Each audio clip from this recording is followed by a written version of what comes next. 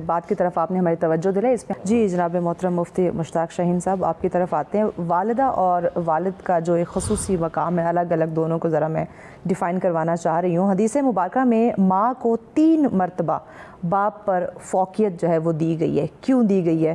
بسم اللہ کیجیے بتائیے. ماشاءاللہ بڑا ہی زبردست سوال کیا ہے آپ نے، کیونکہ ماں کے مقابلے میں والد کا حق اور والد کے مقابلے میں ماں کا حق جی یہ 3 گنا زیادہ ہے. اور اس کو قرآن نے بھی ڈیفائنڈ کیا اور حدیث صحیحہ نے بھی ڈیفائنڈ کیا. قرآن کے اندر اللہ رب العزت نے اس کی تفصیل میں یہ بیان کیا کہ جب بچہ ماں کے پیٹ میں ہوتا ہے تو 9 منتھ تک ماں اس کو پیٹ کے اندر اس کو کتنی مشقت ہوتی ہے، کتنی بیماریاں اور کتنے معاملات سے وہ گزرتی ہے، وہ اسے اٹھائے رکھتی ہے. تو قرآن نے کہا یہ پہلا حق ماں کا یہ ہے کہ 9 مہینے تک اس نے اپنے پیٹ کے اندر اس بچے کو پرورش دی. اس کے بعد دوسرا حق یہ کہ جب وہ بچہ پیدا ہوا جی تو جس وقت ڈیلیوری ہوئی تو اس وقت جو تھا ڈیلیوری کا تو اس وقت اس کے درد ذیل ہوا، تو یہ دوسرا حق ہے. اور اس کے بعد تیسرا حق مدت رضاعت، 2.5 سال تک اس نے گود میں اپنے بچے کی پرورش کرتے ہوئے اسے دودھ پلایا. تو یہ 3 حق قرآن نے بیان کیے. اب اس پر آیت میں پڑھوں گا تو وقت چاہیے ہوگا، لیکن میں مختصر ترجمہ کر رہا ہوں.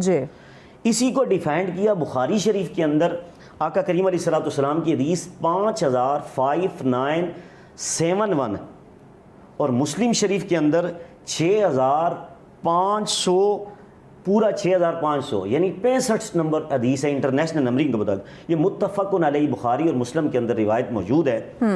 اس کو ڈیفائنڈ کیا بخاری اور مسلم کے اندر، یعنی کہ والد کا حق ماں کے مقابلے میں اور والد کے مقابلے میں ماں کا حق 3 گنا زیادہ کس طرح ہے. تو ایک بندہ آیا حضور علیہ السلام کی بارگاہ میں، جا رجل رسول اللہ صلی اللہ علیہ وسلم، حضور علیہ السلام کے پاس جا رجل الی رسول اللہ صلی اللہ علیہ وسلم فقال، کہنے لگا یا رسول اللہ، فقال من احق بحسن صحابتی، یا رسول اللہ میرے حسن سلوک کا سب سے زیادہ حقدار کون ہے.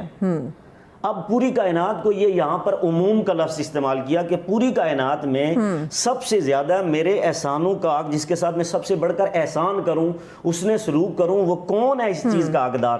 تو میرے آقا کریم علیہ الصلوۃ والسلام نے پہلا جملہ ارشاد فرمایا قال امک، تیری ماں. سبحان اللہ. پھر اس نے کہا ثم من، قال ثم من، یا رسول اللہ پھر اس کے بعد کون ہے؟ فرمایا قال امک. پھر میرے نبی نے فرمایا پھر بھی تمہاری والدہ. پھر کہنے لگا ثم من، قال ثم من، یا رسول اللہ تیسری مرتبہ اس نے کوسچن کیا، یا رسول اللہ پھر میرے حسن سلوک کا سب سے زیادہ کون حقدار ہے؟ تو آقا کریم علیہ السلام نے فرمایا قال امک، فرمایا پھر بھی تیری والدہ. اب 3 مرتبہ جو قرآن نے تفصیل سے ربط کے ساتھ بیان کیا، وہی ربط حدیث میں میرے مصطفیٰ کریم نے اس کی تفسیر فرما دی. اور بخاری اور مسلم کے اندر متفق علیہ حدیث آ گئی، امام بخاری نے اور مسلم نے نقل کی. تو آقا کریم نے 3 مرتبہ قال امک قال امک قال امک کہہ کے والد کے مقابلے میں 3 گنا زیادہ فضیلت کا مقام والدہ کا بیان کر دیا. اور آگے فرمایا، اس نے کہا ثم من، یا رسول اللہ اس کے بعد پھر کس کا حق ہے؟ چوتھی مرتبہ. تو آقا کریم علیہ الصلوۃ والسلام نے ارشاد فرمایا قال ابوک، فرمایا اس کے بعد تیرے ابا جی، تیرے والد گرام، تیرے ڈیڈی کا حق ہے. اب یہاں پر علماء نے یہ نقطہ بیان کیا کہ 3 گنا زیادہ فضیلت والد کے مقابلے میں اللہ رب العزت نے ماں کو عطا فرما دی قرآن اور سنت کے مطابق. اب ایک بندے کے پاس 1000 روپیہ ہے، میں اس کی ایک جو ہے نا فار آف ایگزامپل جسے بولتے ہیں، میں اس کے اندر ایک مثال پیش کرتا ہوں کہ اگر ایک بندے کے پاس اولاد میں سے بیٹی ہے یا بیٹا ہے، اس کے پاس 1000 روپیہ ہے. اب ماں بھی مانگ رہی ہے کہ مجھے پیسے چاہیے اور باپ بھی کہہ رہا ہے، کیونکہ قرآن کے اندر آتا ہے نا کہ فرمایا تمہارے مال کا سب سے زیادہ حقدار تمہارے والدین ہیں، تمہارے والدین ہیں. تو اسی طرح اب جب ماں بھی مانگ رہی ہے، باپ بھی مانگ رہا ہے، بندے کے پاس، بیٹے کے پاس، بیٹی کے پاس 1000 روپیز ہیں، تو اب کس طرح وہ ڈیسائیڈ کرے گا کتنے باپ کو دے گا اور کتنے ماں کو دے گا؟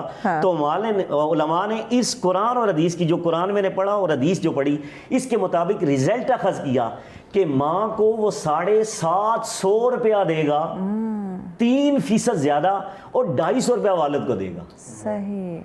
تو اب اس کی تفسیر بھی آ گئی.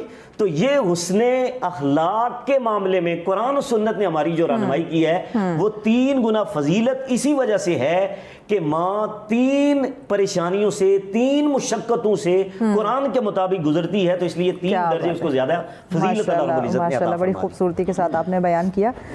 جی جناب محترم محمد کاشف صاحب, آپ بھی ذرا اس پہ روشنی ڈالیے کہ والد کا احترام اور اطاعت کا جو معیار ہے کیا اس کو بھی اتنا ہی بلند تصور کیا جائے جتنا کہ ابھی محترم جو ہیں وہ والدہ کا بتا رہے تھے؟